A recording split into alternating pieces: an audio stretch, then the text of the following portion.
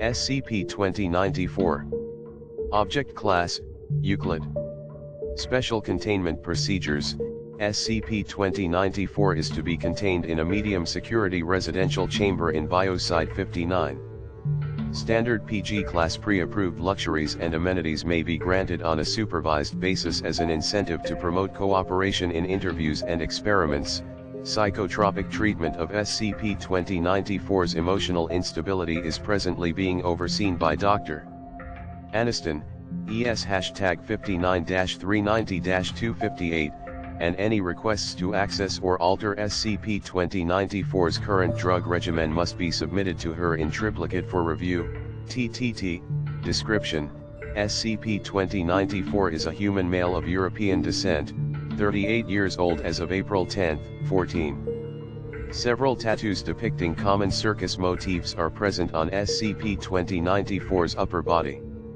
SCP-2094 communicates in American English, specifically the New York City English dialect. SCP-2094 possesses exceptional, non-anomalous, manual dexterity, with particular proficiency in juggling. SCP-2094 is the subject of a spatial anomaly originating within its oral cavity.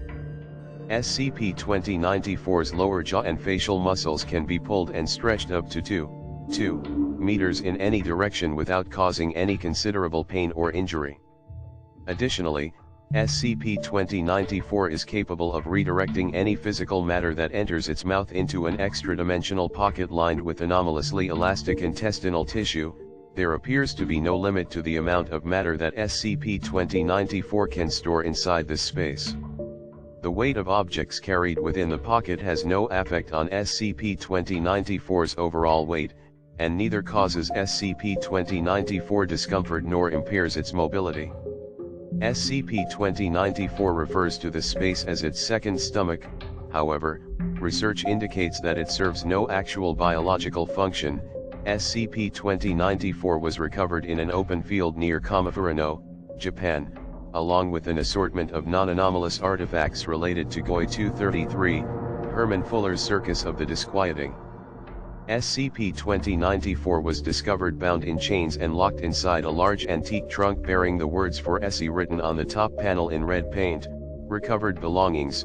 The following is a list of items removed from SCP-2094's intestinal space after containment: wooden juggling clubs of various colors, metal lighter and several packages of unflavored cigarettes, 120 button bass accordion, suitcase containing 2 sets of clean clothes, a toothbrush, and a shaving kit, fully functional 1962 Maserati 3500 coupe with minor interior and mechanical modifications, burlap sack containing a number of antique wind-up toys, operational submachine gun and accompanying ammunition, circa 1959, fire-breathing torch, plastic trunk containing 45 bottles of kerosene.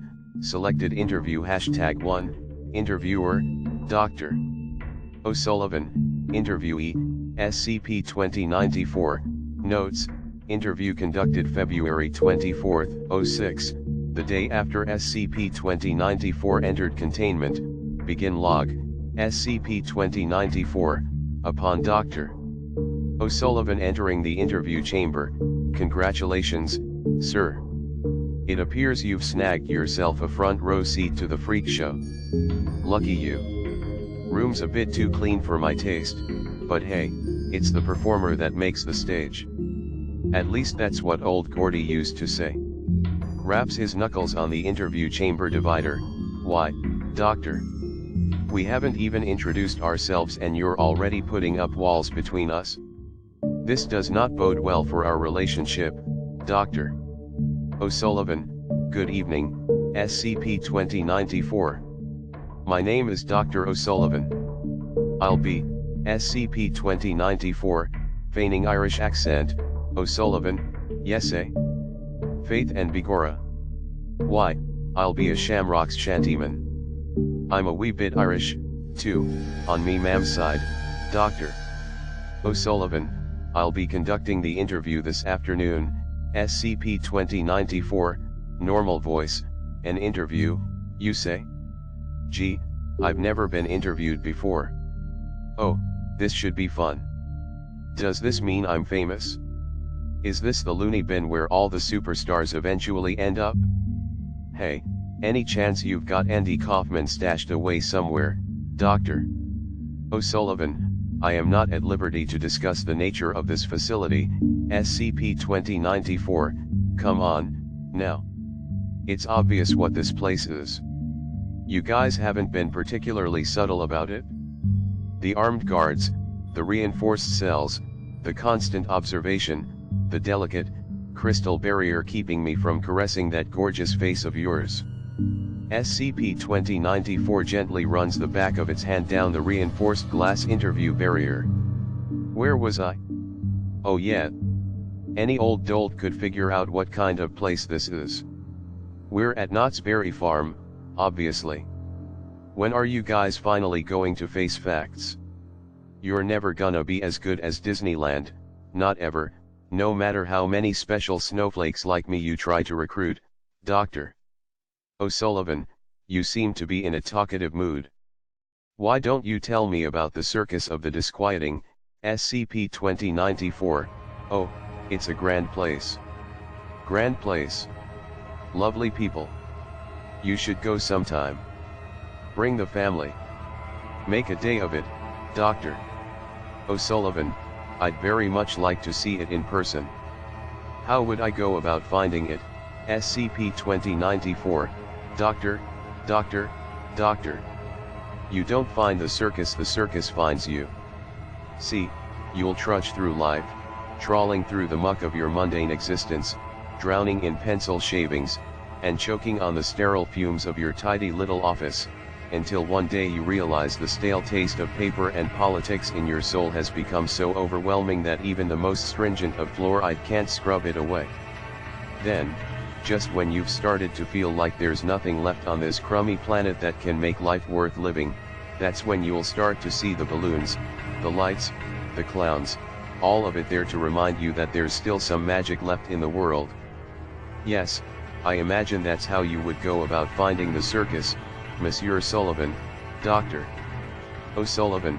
Do you know an individual at the circus with an upside-down face, SCP-2094, so you know about Manny.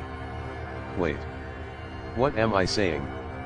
Of course you know about Manny. You guys probably know everything from his childhood sweetheart to his shoe size.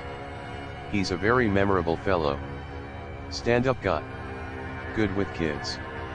Excellent performer. Diligent leader. Detail-oriented. Task-specific. Synergy efficiency. Low-hanging fruit. Viable asset leverage. Feel free to stop me whenever you feel like it, Sully, Dr. O'Sullivan. What role does he play at the circus, SCP-2094, Ophelia? Occasionally, and I always cry. But usually he's off doing his own thing. He's a very busy upside-down-faced man. Does a lot of important upside-down-faced man things, Dr. O'Sullivan. He sounds like an interesting person. When did you meet him, SCP-2094? Nah, you don't want to hear about all that. Wouldn't you rather hear my impression of Jane Fonda? Pygar. Why did you save her, after all the terrible things she did to you? There, that was pretty good, wasn't it? I can also do a decent Audrey Hepburn, and my Helen Keller isn't too bad, either, Dr. O'Sullivan. Please don't be afraid to share your experiences at the circus. I understand many of the freaks were kidnapped and abused from a young age, but you're very far from your captors now. They can't hurt you here, SCP-2094, kidnapped. Abused. Who all have you been talking to? Listen, if I've been less than cooperative with you, it's not because I'm traumatized. You can put that out of your mind right now.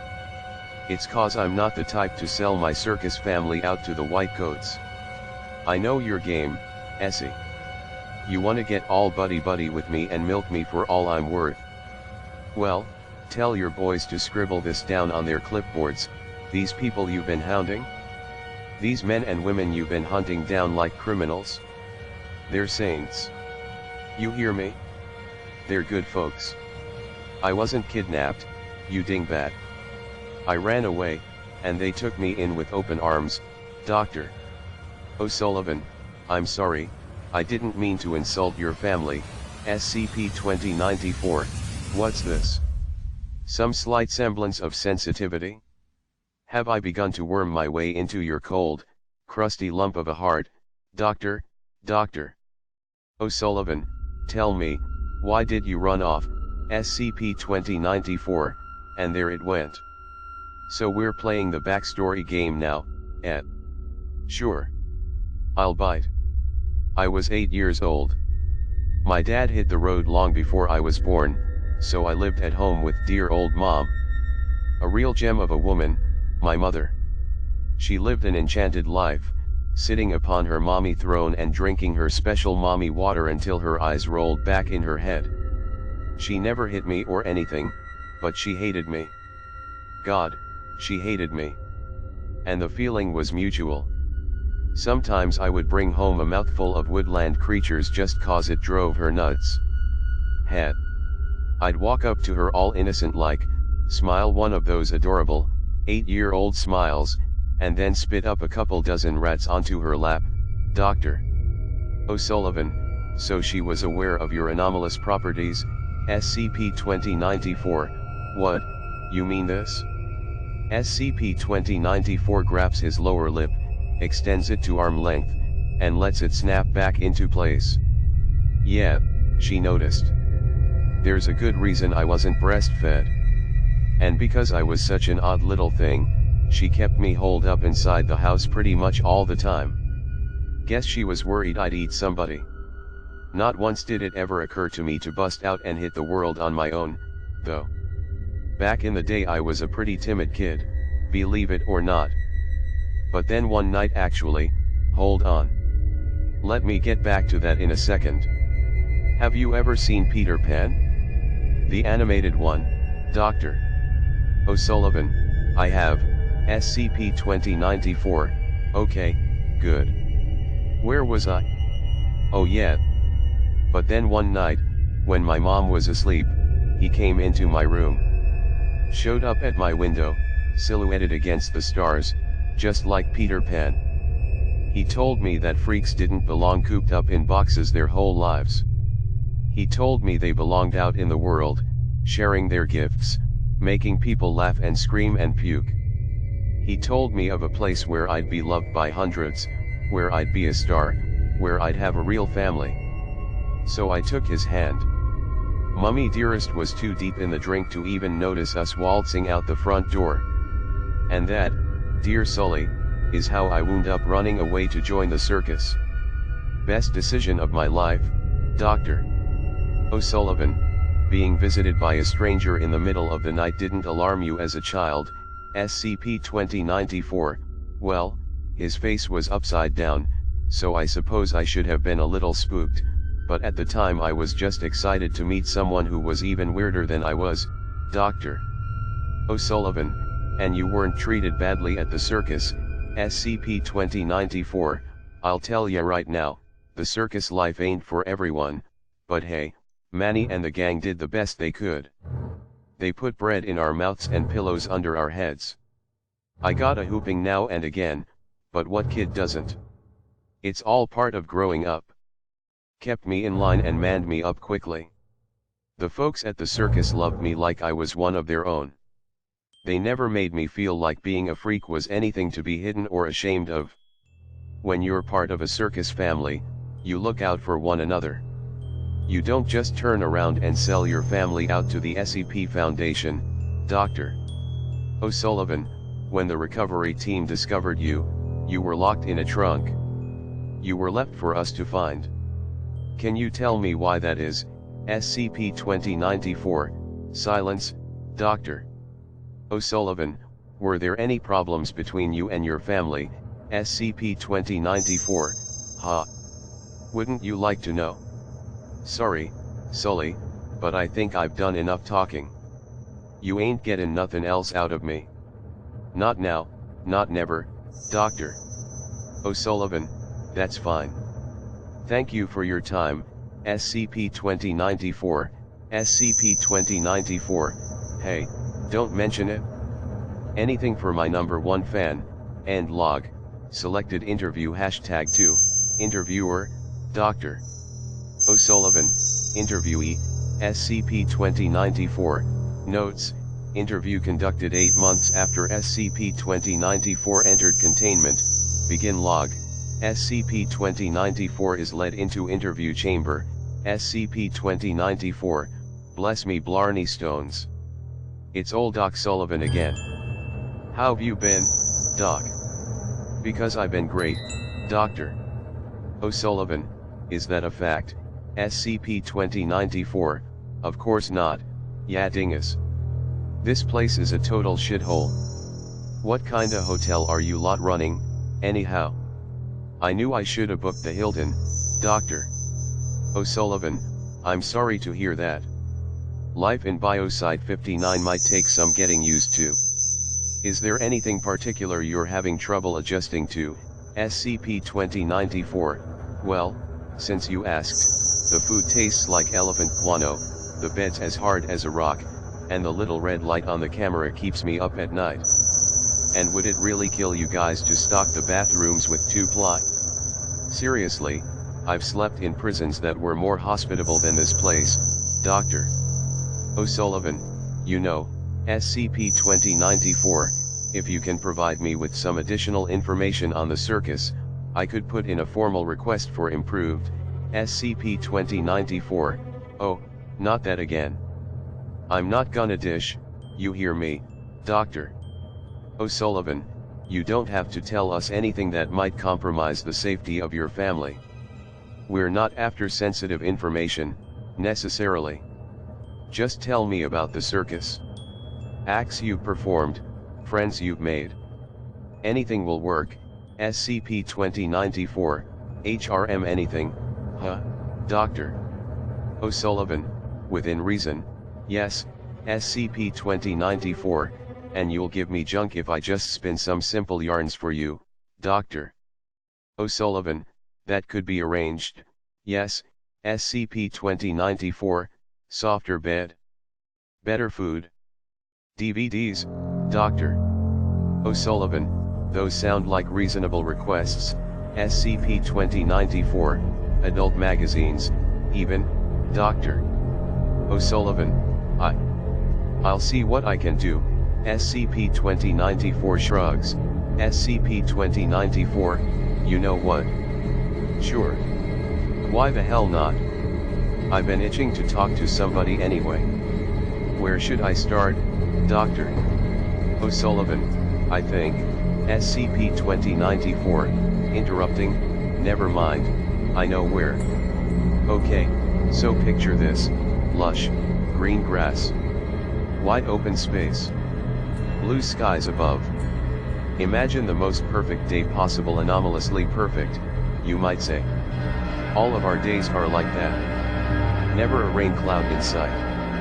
Now imagine candy-striped tents, and musicians in brightly colored outfits, and balloon animals that prance through the air above you, and clowns that actually succeed at being funny. Picture, if you will, the most beautiful goddamn circus you've ever dreamt of, and then forget about it, because it's nothing compared to Herman Fuller's. Of course, it's not always what you'd call crowd-ready. Things can get a bit, chaotic at times. Alright, full disclosure, it's a madhouse more often than not, but by golly, when the normies start rolling in, there's not a hair out of place. You can thank our ringmaster for that. She's phenomenal, in terms of leadership skill as well as booty. Hello, nurse. She wasn't around when I first arrived. The overall look and feel of the circus hasn't really changed since the turn of the century. The people, however, change quite a bit, as they are wont to do. Take me, for example. I think I mentioned before that I wasn't always the charming portrait of confidence I am today. In the early days I was a tender-footed little lad, recently departed from home, overwhelmed by the strange and wonderful world he'd been swept up into. I mostly just stood around staring in dumbstruck awe at everything around me. Never really talked or nothing. I was a pretty wide-eyed kid, and an adorable one, from what I hear, so obviously they gave me a job as a human clown car. I mean, really, what else could they do but send me on stage with a few dozen clowns waiting to lurch out of my gut? It wasn't the most glamorous job, but I did get some kicks out of it. Had. You should have seen the looks on the audience's faces when that marching band started parading out from my lips. Priceless. Let's see. After that, I learned some juggling from a guy named Scythe. Total douchebooger, but pretty handy with a pair of swords. I never got to handle them, of course. Just balls and clubs and all that. Scythe was another story entirely. I mean, you could shove a shiv into every square inch of that guy's body and he wouldn't bat an eye. He was a real baby when it came to being set on fire, though, and ended up going up in smoke in the middle of a show. Total spoil sport, dying like that.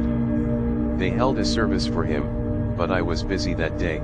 After a while I got more comfortable around the other folks. Started to assert myself. The clown shtick had to end. I mean, it was fun and all, but it didn't really mesh with my newfound sense of pride. So I did the juggling thing for a while, tossing random junk around and then swallowing it at the end. Pretty low-scale stuff, comparatively speaking, and I knew I'd end up getting relegated to the den of freaks if I didn't up my game.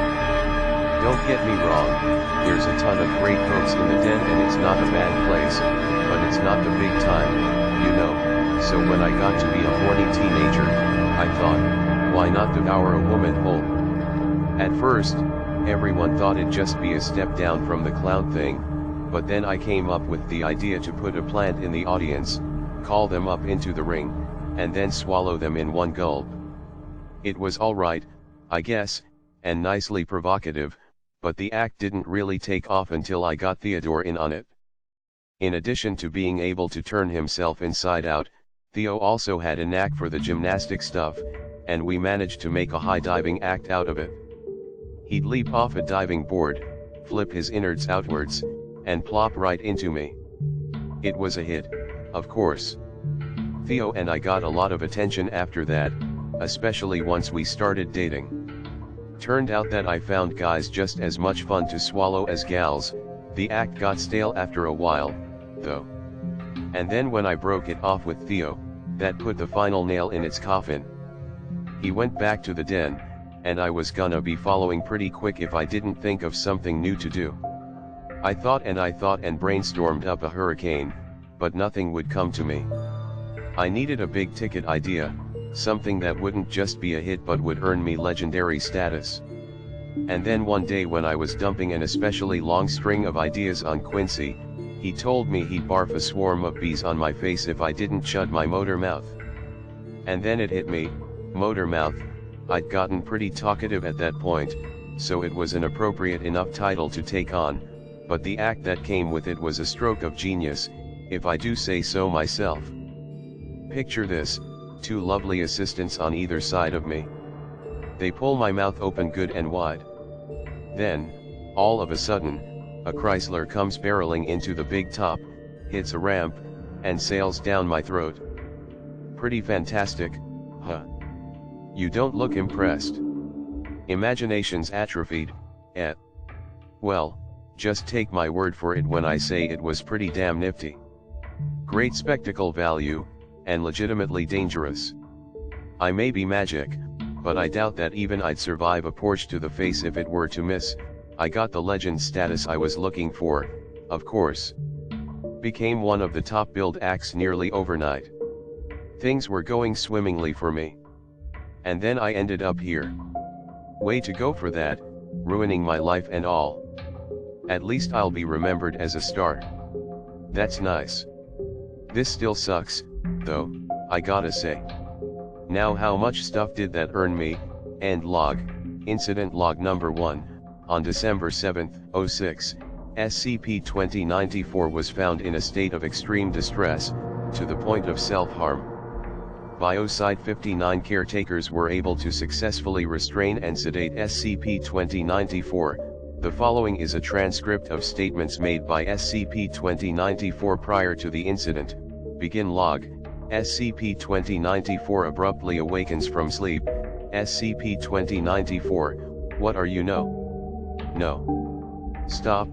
SCP-2094 clutches the sides of its head and makes pained vocalizations. SCP-2094, stop it. Don't. Please. I wasn't going to stop. SCP-2094 leaps from its bed and begins knocking its head violently against the wall. SCP-2094, don't take anything. SCP-2094 loses balance and falls to the floor. It screams, SCP-2094, it's all I have, now, Manny. It's all I have. End log. When SCP-2094 was taken out of its sedated state, it displayed symptoms of severe retrograde amnesia in episodic memory, specifically in memories related to its experiences in GOI-233. Dr. O'Sullivan was issued an official reprimand for not using more immediate information extraction techniques before the incident took place, and resigned from his post as lead researcher for SCP-2094 on 01/15/07. SCP-2094 entered a severely depressed psychological state following this incident. Dr. Aniston began psychotropic treatment of SCP-2094's condition on 02/03/07. Dr. Aniston's report number 1, the following is a message sent from Dr. Aniston to Site Director Bluth on 02/13/07. Hello, I am writing to you today to inform you that SCP-2094 has undergone an extreme change in personality since I was first assigned to it early last year. Before, it was lively, energetic, and highly talkative, quick to engage in banter and turn of phrase. Speaking freely, it was one of the few patients I enjoyed speaking with, occasional lewd remarks notwithstanding. However, since the December incident, SCP-2094 has grown increasingly withdrawn. In addition to its depression, it has developed severe anxiety, and appears to be in a constant state of terror at its surroundings. Its interpersonal skills have rapidly degenerated, to the point of being visibly nervous around interviewers, even those permitted to address it by its given name for bonding purposes. SCP-2094 has also shown a marked decrease in its interest in physical activity, including juggling, which was a pastime in which it regularly engaged in with any object it could get its hands on. I know that your vision for Biosite-59 is one where anomalies are kept reasonably healthy and happy, and the success of your mental health treatment initiative continues to positively influence other humanoid containment facilities. However, I'm afraid that there's only so much that I can do at this point. Attempts to treat its depression have worsened its anxiety, and attempts to treat its anxiety have worsened its depression. I have consulted with my peers on this issue, and we agree that SCP-2094's unstable mental state puts riskier options out of the equation. We will continue to do our best to treat SCP-2094 medicinally and through counseling, but it seems unlikely that SCP-2094 will return to its previous disposition. Given your commitment to SCP quality of life, I know this will come as a disappointment to you, especially after the letter you sent noting your fondness for its unconventional interview logs. I felt it was important for you to be aware of the situation, and given your background in the mental health field, I hope that you will not hesitate to offer any advice you may have concerning the situation. Dr. Miranda Aniston, Incident Log #2, on March 11, 07, SCP-2094 was found attempting to consume itself in what is presumed to be a suicide attempt. Biosite-59 caretakers were able to successfully restrain and sedate SCP-2094. Dr. Aniston approved paperwork placing SCP-2094 on Level 2 Suicide Watch on 03/12/07. Dr. Aniston's report #2, the following is a message sent from Dr. Aniston to Site Director Bluth on 04/15/14. Hello, as you are aware, I have been in charge of overseeing SCP-2094's psychiatric treatment for the past 8 years. During that time, it has shown minimal and inconsistent progress, continually resisting treatment and refusing to cooperate with me and my staff. However, over the past 2 months, I've observed a significant degree of improvement in SCP-2094's overall condition. It's beginning to open up about its thoughts and feelings for the first time in years, and has even requested juggling clubs, which it has been granted access to under supervision. SCP-2094 has yet to completely explain what led to its improvement in mood, but so far I've been able to gather that it has made peace with the past, forgiven and been forgiven in return, and gotten back something valuable. Presumably, these statements have to do with it regaining some memories lost to its amnesia. Due to the comparatively high level of cooperation SCP-2094 has shown recently, I am not pressing for further answers at this time, although more in-depth interviews are scheduled to be conducted. Yesterday afternoon, SCP-2094 submitted a formal request to hold a performance for the staff of Biosite 59. It is my personal recommendation that this request be granted, under strictly supervised conditions, of course, as long as SCP-2094's condition continues to show improvement. I've lowered suicide risk level to RL1, and hope to see it at RLL by the end of the year. As you are aware, high-risk humanoids are a substantial drain on resources, and it is my hope that we will be able to use some of the funding saved on extreme supervision for additional research. It's likely that, over the course of reading this letter, the thought has crossed your mind that SCP-2094 is merely putting on an act to manipulate personnel into complying with its whims. As SCP-2094's primary caretaker for almost the entirety of the past decade, I can safely say that if it is, in fact, acting, then we can assume with certainty that SCP-2094 is once again as healthy as it was during its first few years of containment. Eccentric, yes, but healthy, Dr. Miranda Aniston, selected interview #3, interviewer, Dr. Aniston, interviewee, SCP-2094, notes, the following is an excerpt from an interview recorded on 5/16/14, begin log, Dr. Aniston, and he ate the entire thing, SCP-2094, yeah, the entire thing. Laughs, I told him it was my job, Dr. Aniston, and then what did you do, SCP-2094, oh, you know. I just decided to take the high road and give him a couple minutes time out in my gut, Dr. Aniston, you didn't, SCP-2094, I did, indeed. Boy, Manny was furious. Not as furious as he was after the old noodle incident of course, but you know, Dr. Aniston, you're referring to the misadventure that led to you ending up in the trunk, correct? I've wondered about that for a while now. Have you gotten those memories back, SCP-2094, yeah. I still don't have everything, but I've got all of that stuff. Kinda wish I could forget it, Dr. Aniston, that's alright. I'm not going to press you about it if you're not ready, SCP-2094, heh. I know you won't. That's why I'm gonna tell ya, Dr. Aniston, you really don't have to, SCP-2094, too late. I've made up my mind. Okay, so you know how Manny saved me from my rotten home life, Dr.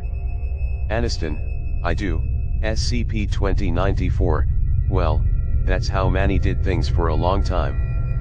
He helped people. I don't think he had been in charge that long before I joined. The thing is, the longer he was in power, the more he changed. It was little things at first, you know. Snippier attitude and all that. Folks just chalked it up to the stress of keeping all of us weirdos in order. But then he started bringing in these kids. He'd always brought in kids, of course, every once in a while. Maybe about 2 or 3 a year. That may sound like a lot of kids, but you gotta remember that the Circus of the Disquieting isn't just a single show, it's a multifaceted entertainment extravaganza. There's the big top show, of course, but there's also the Den of Freaks, the menagerie of mayhem, the individual tents for special acts, not to mention all of the non-performance jobs. Point is, we've got a plethora of people in all sorts of places, both kids and adults. But at some point or another, Manny started bringing in kids that were different from the ones who'd come before. I should know, I was the one who usually worked with them. Manny gave the usual stories. Broken family, orphan, saved from the streets, stuff like that.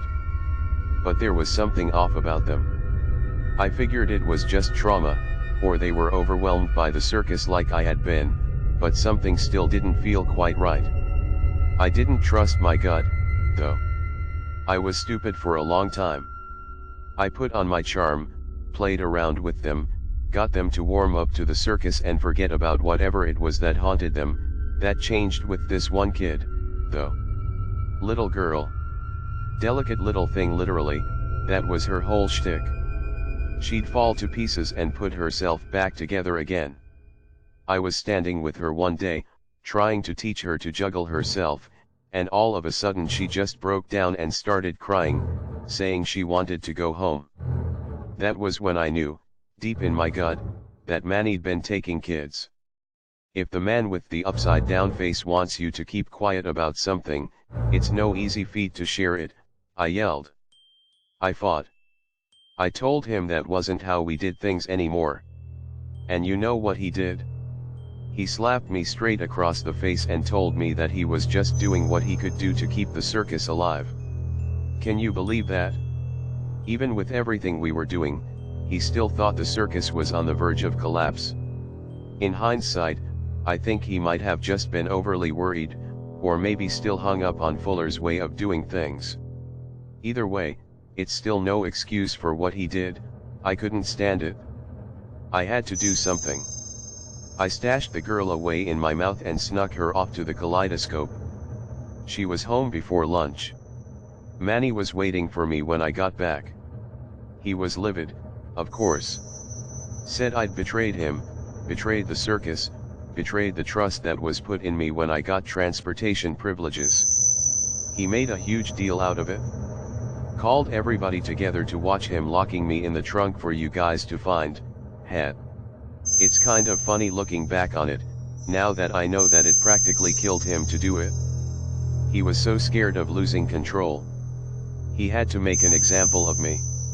SCP was the big bugaboo around the circus at the time, since the big MCD scare had blown over. It makes sense that he'd use that to his advantage. He had to get me out of the picture, but at least he sent me somewhere safe. Yeesh, look at me talk. You got anything to drink in here, and log?